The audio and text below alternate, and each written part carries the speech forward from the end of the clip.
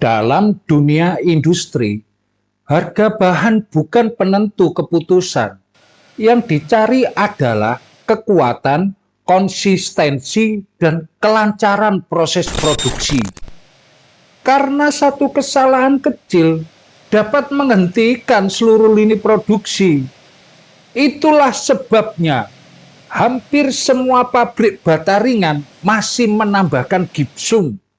Padahal biaya produksi naik menjadi 4.959 per bata atau 413.000 per meter kubik. Mengapa industri justru memilih biaya yang lebih tinggi? Hari ini Mandiri Industri akan membuktikannya, bukan dengan teori, tetapi dengan percobaan nyata. Mulai dari sejarah penggunaan gipsum dalam material bangunan, fungsi setiap bahan, perhitungan biaya produksi, proses pembuatan bata ringan CLC, hingga pengujian kekuatan, penyerapan air, presisi, dan hasil akhirnya. Apakah tambahan biaya sebesar itu benar-benar membuat bata ringan lebih layak digunakan oleh industri? Kalau begitu, apa sebenarnya gipsum? Mengapa bahan ini sudah digunakan selama ribuan tahun? Mengapa hingga sekarang masih menjadi bagian penting dalam berbagai material bangunan? Apakah hanya sebagai pengisi atau memiliki peran yang jauh lebih penting? Untuk menjawabnya, mari kita mulai dari sejarahnya. Gipsum merupakan salah satu mineral yang sudah dikenal sejak ribuan tahun, bahkan jauh sebelum semen modern ditemukan. Bangsa Mesir kuno sudah memanfaatkannya untuk melapisi dinding dan menyusun bangunan. Kemudian peradaban Yunani dan Romawi mulai mengembangkannya menjadi material yang lebih serbaguna. Sejak saat itu, gipsum terus digunakan hingga masuk ke dunia konstruksi modern. Namun, alasannya bukan karena tradisi, melainkan karena sifatnya yang memang memberikan manfaat dalam berbagai material, termasuk pada bata ringan CLC. Nah, sebelum masuk ke proses pembuatan, mari kita lihat dulu apa yang sebenarnya dilakukan gipsum di dalam campuran. Kalau dilihat sekilas, gipsum hanya terlihat seperti bubuk putih biasa.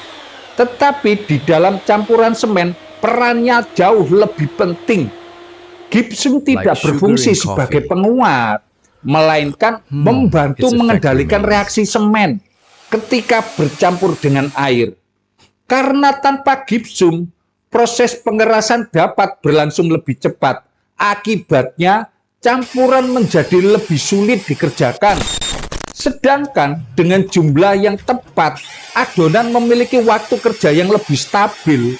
Itulah salah satu alasan mengapa gipsum masih dipertahankan hingga sekarang. Lalu, bagaimana dengan formulasi yang akan kita gunakan hari ini? Mari kita hitung dulu biaya setiap bahannya. Sekarang kita masuk ke percobaan.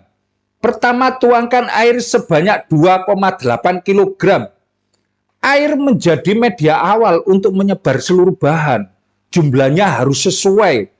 Karena terlalu sedikit membuat adonan sulit tercampur. Kelebihan dapat meningkatkan penyusutan, memperlambat pengeringan, dan mengurangi kepadatan. Berikutnya polimer RDP. Walaupun terlihat sangat sedikit, kita mempunyai 3 bahan putih. Beratnya hanya 20 gram. Bahan ini dibeli melalui Shopee. Harga 25 gram terlihat pada layar. Untuk pemakaian 20 gram, modalnya Rp800. RDP membantu meningkatkan daya rekat, menekan retakan kecil, dan mengurangi sifat rapuh. Selanjutnya, bahan powder putih selanjutnya adalah polimer VAE. Takaran yang digunakan 30 gram. Harga pembelian 25 kg juga tertera pada layar. Biaya untuk dosis ini Rp1.161. Jika ditambahkan dengan RDP, jumlah sementara menjadi 1.961. VAE akan membantu membentuk jaringan polimer di antara partikel semen. Tujuannya agar ikatan tidak hanya keras, namun lebih mampu menghadapi tarikan, getaran, dan perubahan dimensi. Kedua polimer sudah dimasukkan ke dalam air, tetapi mixer belum dinyalakan. Kemudian masukkan gipsum sebanyak 200 gram. Kemasan 18 kg beserta harganya dapat dilihat pada layar. Pemakaian 200 gram membutuhkan modal Rp417, sehingga akumulasi menjadi Rp2.378. Pada formulasi ini, gipsum membantu mengatur reaksi pengikatan agar massa kerja tidak terlalu sedikit, dan struktur busa memiliki kesempatan untuk tersebar lebih merata. Karena itu, tambahan foam agent sebanyak 25 gram. Bahan tersebut dibeli melalui Shopee. Harga untuk kemasan 30 gram terlihat pada layar. Sekarang mixer mulai dinyalakan. Pengadukan dilakukan selama 3 sampai 5 menit. Pada tahap ini, foam agent menangkap udara, lalu membentuk jutaan gelembung kecil. Gelembung tersebut nantinya akan menjadi rongga di dalam bata. Inilah yang membantu mengurangi berat, namun busa harus lebih padat. Busa harus halus, padat, dan tidak cepat runtuh. Setelah foam terbentuk dengan sempurna, masukkan pasir sebanyak 3,5 kg. Pasir tambang dibeli per truk 8 ton seharga Rp1.100.000. Untuk pemakaian 3,5 kg, biaya hanya 481. Pasir berfungsi sebagai agregat halus, membentuk kerangka, menambah isi, dan membentuk pengendalian penyusutan. Terakhir, masukkan semen sebanyak 2,5 kg. Semen dibeli secara kontrak dengan pengiriman 8 ton. Harga pembelian ditampilkan pada layar. Untuk 2,5 kg, biayanya 2.100. Semen menjadi pengikat utama ketika bereaksi dengan air. Terbentuk jaringan mineral yang menyatukan pasir, gipsum, polimer, dan rongga udara. Kalau seluruh biaya dijumlahkan, total modal bahan menjadi 4.959 untuk satu bata berukuran 60 x 20 x 10 cm atau sekitar 413.000 per meter kubik.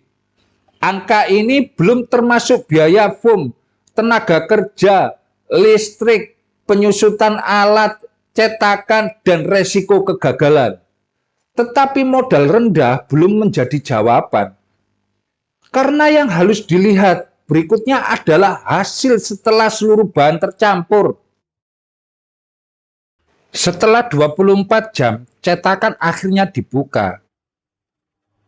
Seperti yang terlihat di layar, pada sudut kiri bagian bawah terjadi sedikit kerusakan.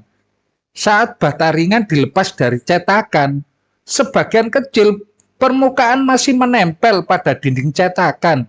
Namun, selain bagian tersebut, seluruh permukaannya terlihat rata, halus, dan sudut-sudut lainnya terbentuk dengan baik. Artinya, proses pembentukan berjalan cukup sempurna. Selanjutnya kita timbang. Berat bata ringan ini, angka pada timbangan menunjukkan 8,4 kg. Namun, ada satu hal yang langsung terasa. Saat bata ringan dipegang, permukaannya masih lembab, masih terasa dingin di telapak tangan. Bahkan bekas tekanan jari masih terlihat pada permukaannya. Ini menunjukkan bahwa proses hidrasi semen masih berlangsung dan kadar air di dalam bata ringan masih cukup tinggi. Karena itulah pengujian kekuatan belum dilakukan. Jika dipaksakan, hasilnya tidak akan menggambarkan kondisi sebenarnya setelah bata ringan benar-benar matang. Namun dari percobaan ini muncul pertanyaan baru. Apakah gipsum merupakan pilihan terbaik untuk mempercepat produksi atau masih ada bahan lain yang mampu memberikan hasil yang lebih baik? Pada percobaan berikutnya, fokus pengujian akan dialihkan ke kalsium. bahan yang juga banyak digunakan di berbagai produk berbasis semen. Nantinya gipsum dan kalsium akan dibandingkan dengan formula dan kondisi produksi yang sama, sehingga kelebihan dan kekurangan masing-masing dapat terlihat secara langsung. Melihat antusiasme terhadap pembahasan bata ringan, Mandiri Industri akan terus membongkar cara berpikir industri. Bukan hanya formulanya, tetapi juga alasan mengapa setiap bahan masih dipilih atau ditinggalkan oleh pabrik.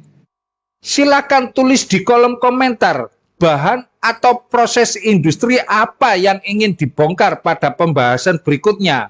Karena setiap komentar bisa menjadi percobaan selanjutnya. Salam Mandiri Industri.